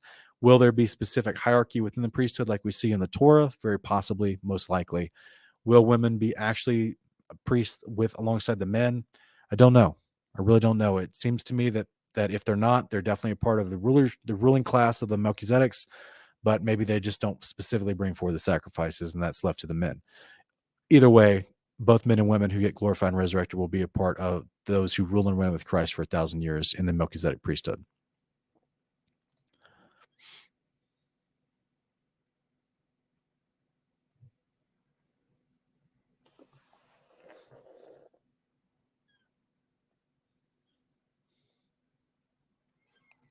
A man like that, I'm not sure what you thought I said, but the wives that the watchers took, the wives, that's all this happened before the flood. See Genesis chapter 6, 1-4, see Jubilees chapter 5, see Enoch chapter, the book of Enoch chapter 6-15.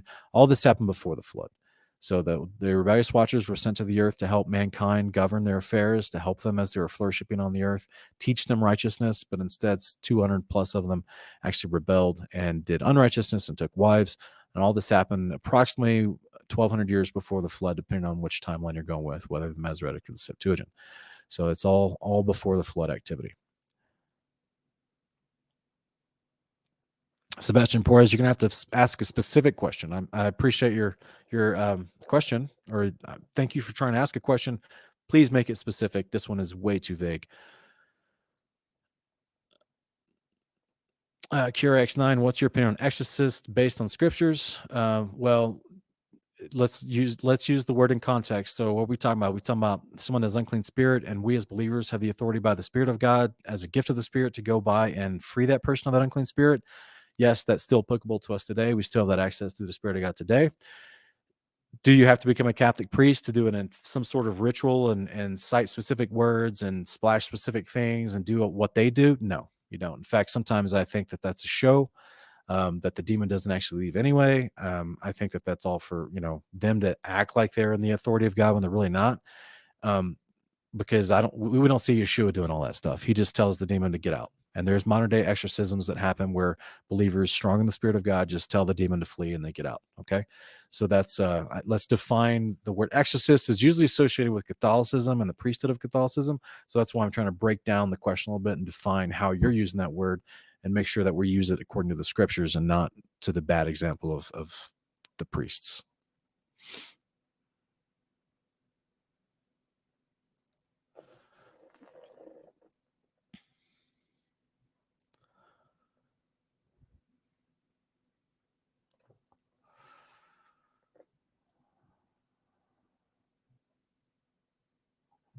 AC is asking, in Germany 18:3, it says to give the priest the shoulder, the jaw, and the stomach. Why the jaw and the stomach? Um, just telling you these are parts of the animal that you can eat and you can cook up. So you're not chewing on the jawbone. People don't, we don't eat bones, but whatever meat is around there. If he wants to eat that, you can. Um, Part of the stomach, I don't know. I need to go look at the specific translation, but if you've ever slaughtered anything, the stomach, when you're slaughtering a cow or an animal that size, I mean, that encompasses a lot. That's most of the actual. If that's just the generic anatomical term that's used to encompass the area within the cow, I mean, that's most of the steak that you see at the grocery store. So the shoulder and the stomach, and if they want the jaw too, they can, but that's most of what you buy at the store anyway. Okay, Beetlejuice is asking, can you explain Jeremiah 31:27? I don't know. Let's go look at it. Very specific passage. Let me go check this out. I don't have this one memorized. So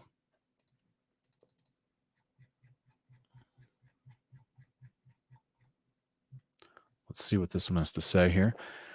Jeremiah 31:27. The days are coming, declares the Lord, when I will sow the house of Israel and the house of Judah with the seed of man and of beast. Oh, well, yeah. I mean, this is, I just as I watched over them to uproot and tear down, to demolish, destroy, and bring disaster, so I'll watch over them to build and to plant, declares the Lord. Yeah, this is the promise. I mean, we're going into the new covenant promise as well. Of course, this happens when the New Jerusalem happens. The resurrected saints go into the New Jerusalem. So just as we see in the New Jerusalem, Isaiah chapter 11, Jeremiah chapter, I think it's 40. 41 or 42, in the land of promise, in the New Jerusalem, men and animals will be cohabitating in peace together. We see this in Isaiah chapter 11 as well, and it is paradise. This is the promise of the seed of man. I mean, there will be men and there will be animals inside, just like it was in the Garden of Eden with Adam and Eve and all the animals, except there'll be, a multitude of resurrected saints inside of there, and there'll also be animals in there. So it'll be a paradise because we love animals.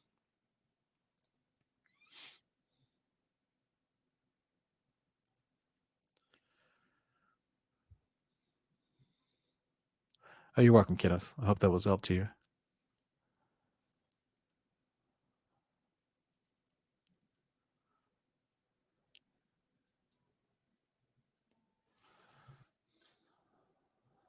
Okay, guys.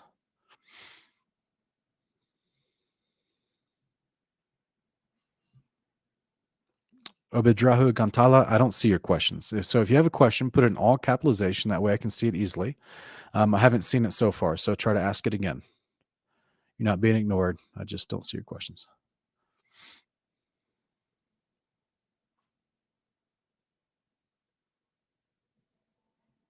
And guys, if we have a broadcast where we have a lot of questions, sometimes I can't get to them all, but I don't. But sometimes people think they have asked a question and it doesn't go through for some reason. So try again.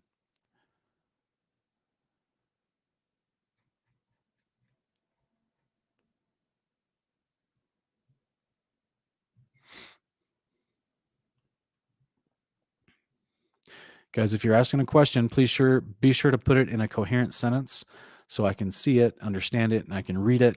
And so can the moderators. Make sure you put a question mark, make sure you put it in capitalization so that we can easily understand it and see it and read it and know what you're asking.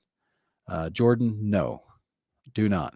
Experimental gene therapy, regular VAXXs have human blood in it, animal blood, aborted fetal cells, pig, mice, bat tissue, all kinds of stuff that is, the Father says, do not put in your body. He gives you medicines of the earth all over the place, natural, that you can fight off disease, all forms of disease. You do not need that man-made stuff.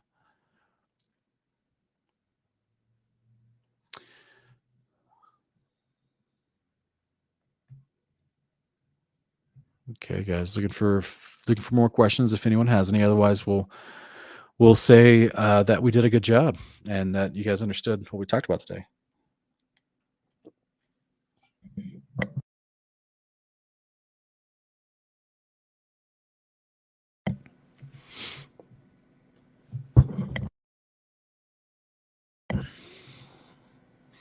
Okay, looks like we have a caller calling in. This is Hannibal. Shabbat Shalom. Hey, Hannibal, what's up, brother? How you doing? What's up? Can you hear me loud and clear? I can, yes. Yeah. I just had a quick question about choosing judges. So, according to the passage in Deuteronomy in this week's portion, it seems like Yah is telling the people that they should choose judges from amongst their own people. And I was wondering, how does that process go? Are the priests involved in that process at all? Because in Exodus, I think it's chapter 18, where Moses is judging the people of Israel, Jethro, his father-in-law, tells him to choose men that love righteousness and know the law. Okay. And in Book of Judges, we also see Yah himself raising up judges to deliver Israel when they're falling into apostasy.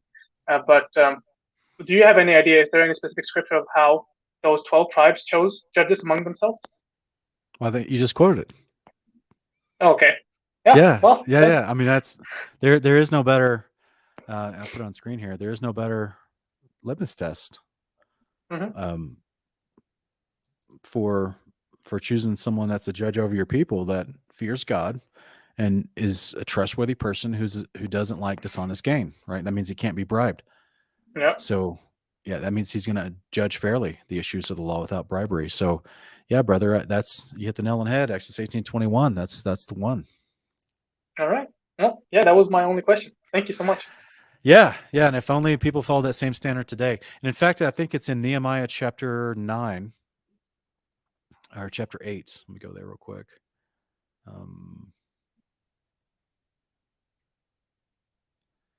There's the same idea here.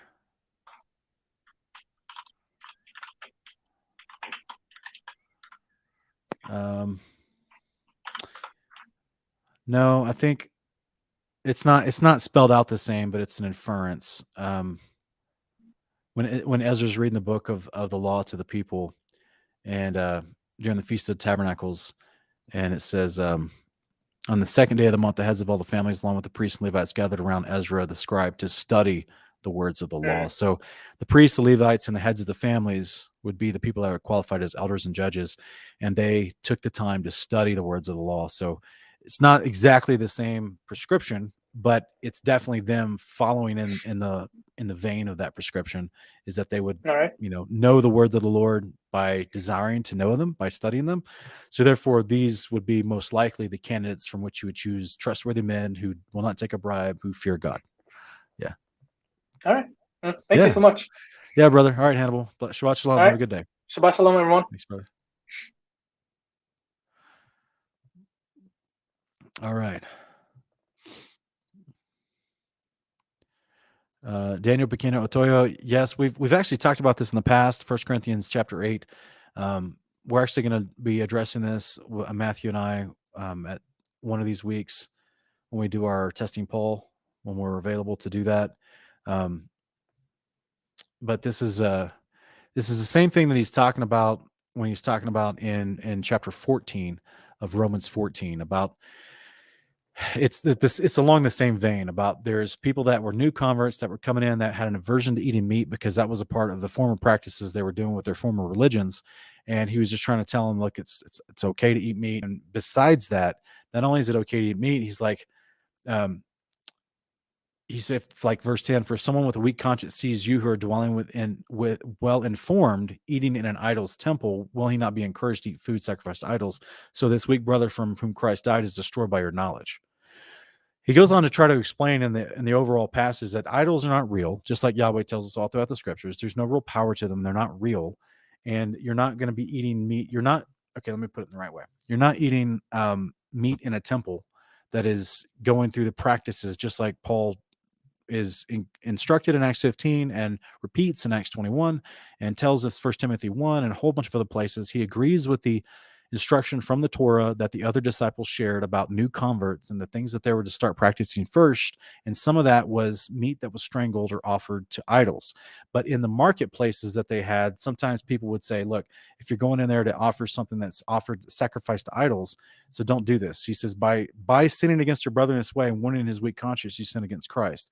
He's basically telling them, like, if you think it's okay to go and you know the food is not defiled, it's not sacrificed to an idol, but you're just eating it. And this is where it's this kind of it goes into chapter 10 as well. It's kind of this is why we're going to address it in an entire episode. This it requires more explanation with a breakdown of several chapters because this is a lengthy letter he's writing to the Corinthians. Then I'm going to do it justice right now, giving you a short 2 or 3 minute answer. Okay. So he's saying, in verse 4, he talks about, we know that an idol is nothing at all in the world, and there is no God but one.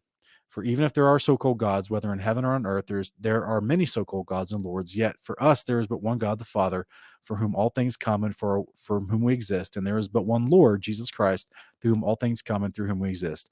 But not everyone has this knowledge. So people are still so accustomed to idols that they eat such food as if it were sacrificed to idols. And since their conscience is weak, it's defiled. So he's talking about people that are eating food and they think it's sacrificed to idols, or they're eating it as if it were, but it's really not. So you got to really look at the details of this particular passage. I know a lot of people like to use this to be an anti-Paulite, to claim that Paul is trying to say it's okay to eat meat sacrificed to idols, but he's saying that people eat food as if it were sacrificed to idols, but it's actually not been, because this is a simile, like and as. So it's as if it were. So basically they're saying people that eat food, there were those who were new in the faith and weak in the conscience, and they found themselves in a position of being intimidated by others who were weak in the faith and weak in their conscience, because they were not informed that just because someone dedicated food to an idol verbally, but this is not happening inside an actual temple. This is not, you're not going in and participating in the rituals. You're not eating food that's strangled. You're not eating cannibalistic activity. You're just eating something that someone said, oh, well, they dedicated that to Diana. And then you're like, oh, wait a minute. So then the other person's like, well, I don't want to eat that. Well, Paul's saying, look, we know that Diana's not, this is an idol that they made after the person Diana. They call it Diana, but there's no real power in this. You're not participating in a cultic activity. This is just someone that dedicated food to an idol, and you can eat it if you want. But if your conscience, if you're going to offend someone else who doesn't understand that understanding and that knowledge, then don't eat it in front of them, because then he goes on to say, I don't sin against your brother in this way. So basically just say, be considerate of your brother, even if he's low in his knowledge level and he's kind of doesn't realize this type of superstitious attitude that's being carried around by this food, right? In the same way, in the modern times, we have, like in Muslim markets, that will dedicate their meat to Allah. Okay. That meat came from a farm to the slaughterhouse to their shop to sell to you. They prayed over it to Allah, but there's no voodoo that happened on that meat. All right. That meat went to the farm, to the slaughterhouse, to their shop to sell. That food did not go to an idol, was not used in a ritual of any kind. See what I'm saying? So this is that same type of concept where you're saying, look, man, you go into someone that has if you go into a Hindu restaurant, they're not, the food, we know it wasn't used in a ritual. So but it's just the market where they sell it, and they dedicated it to their god, Shiva or Vishnu or whatever. But we know that it's not real. Like there's no magical power that goes on the meat just because they dedicated it with their words, their idea, their heart to their god. It's still just meat. It's fine. You know what I'm saying? So that's why he's trying to explain the idea that idols are actually worthless. They're nothing. This isn't, you're not participating in idolatry that goes on in the temples. You're just eating food that someone else claimed as if it were sacrificed to an idol. I hope that's a decent breakdown explanation for you, but that's a quick one. So I apologize for the brevity.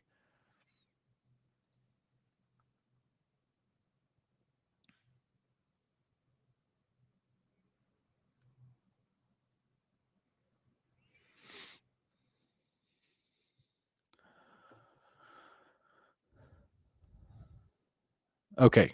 Abadrahu Gantala, you're asking how Yeshua was not a high priest until he came to becoming high priest, the same yesterday. Well, Yeshua's character, his behavior is the same yesterday, today, and forever. But his appointment in priesthood was prophesied at a specific time, and that he had to be come in the likeness of the flesh of a man, born of a woman, died, resurrected, and glorified into a glorified new body, promised to the new covenant, before he was appointed as the priesthood. So it's about the timing of the prophecy. You can't be a high priest if you're not prophesied to be one yet. He was only prophesied to be one once he was glorified. So it's all about the details of the actual prophecy. Hope that helps you, brother.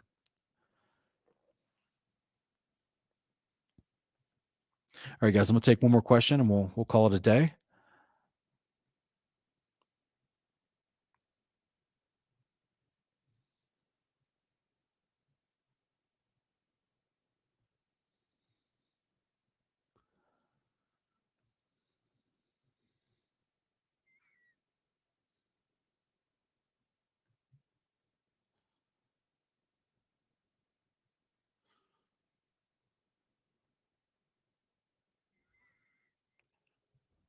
All right, Talia Bear is asking to explain Revelation 17:16. Let's go there real quick. Put it on screen. All right. The 10 horns and the beast that you saw will hate the prostitute. They will leave her desolate, naked. They will eat her flesh and burn her with fire. Okay, so it explains in the passage here that the 10 horns are 10 kings. Okay, this is verse 12. They have not yet received a kingdom, but receive authority. They receive 1 hour of authority as kings along with the beast. And so these are the 10 horns and the beast itself. So there's 11 people involved. They hate the prostitute. The prostitute is the woman that rides the beast, and they'll leave her desolate, naked. They'll turn on her basically and destroy her because she was riding the beast. Okay. And to me, to my understanding, the prostitute, the great harlot, is the Catholic Church because she's propagating the beast for all this time, and she's over many peoples, waters, nations, and tongues. And then once the beast actually arrives, he turns on her and destroys her because he doesn't need her anymore. He goes out to set himself up as an object of worship and praise and institute the actual religion of worshiping Baal again, versus this weird mixture of pushing the ideas of Baal with a strange veneer of Christianity, which is what the Catholic Church does. So that's why when he actually shows up, he turns on her to destroy her. So that's my idea, my understanding of it, and hope that helps you. All right, guys. Thank you for all of your questions and your interaction.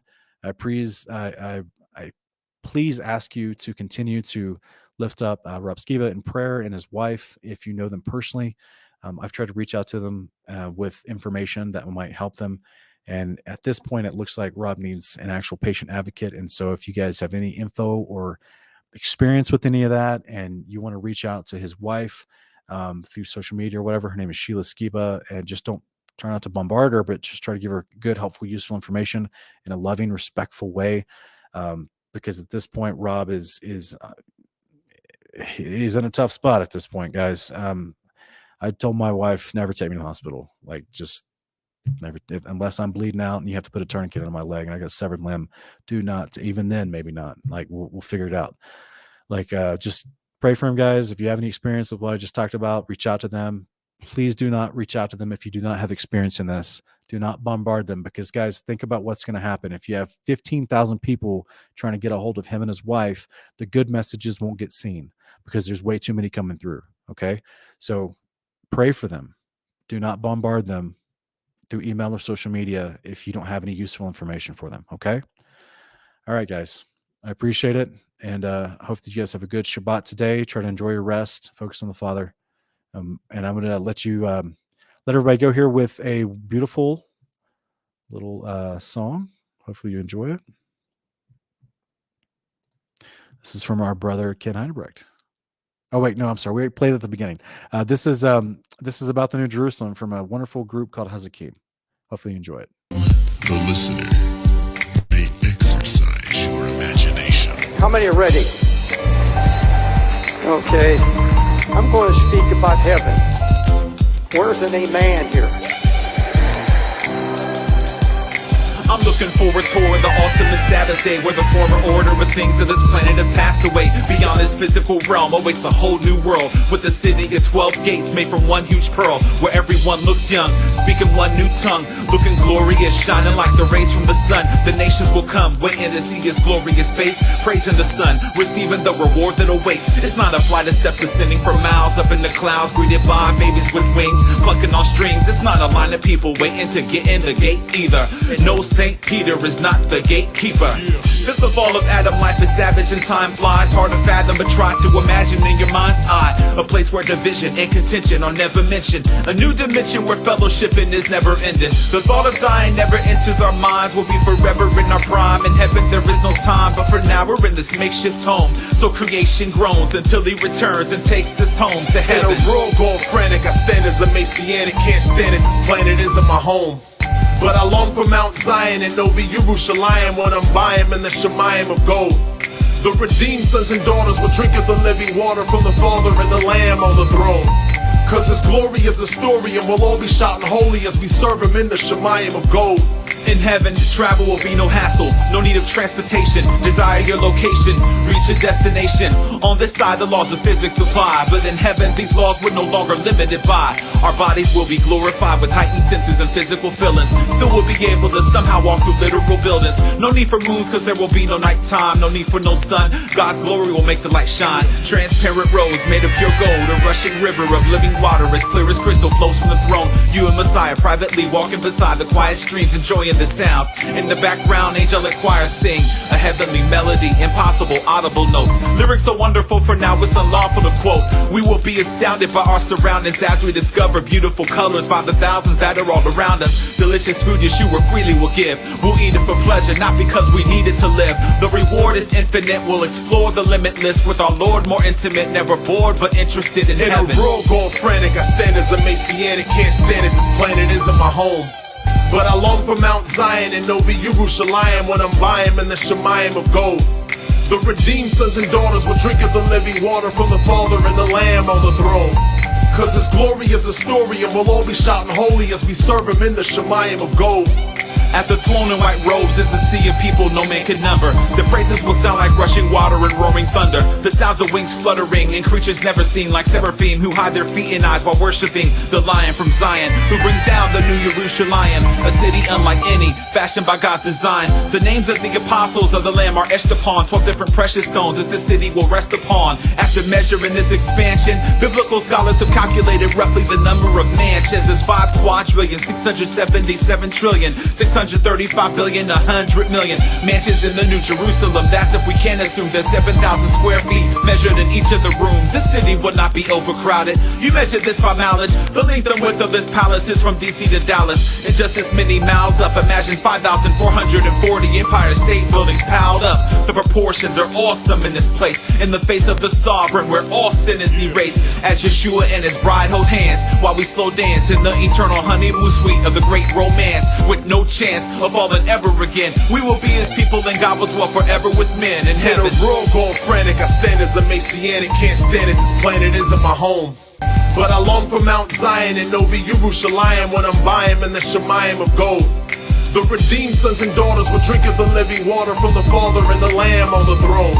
Cause his glory is a story, and we'll all be shouting holy as we serve him in the Shemayim of gold. I can't help believing in closing that there's going to be a victory march in glory. And in the front of that march, coming in to that eternal city, into that new world will be these multitudes of children. And all these little orphans and all the others know that they now have a father. And they begin to shout, what a sound that will be. What a heavenly sound, all the voice of these children. I believe that in that march, then come the martyrs. All of those who cried justice are now crying, holy, holy. Those that are on the Sunday, don't you believe that they're going to be rejoicing as they look at this new body in one piece? Can you imagine the praises of those who were burned into fires to ashes? Imagine all of the shouts of the singing of the martyrs of all the ages. Those that were drug addicts, alcoholics, prostitutes, those who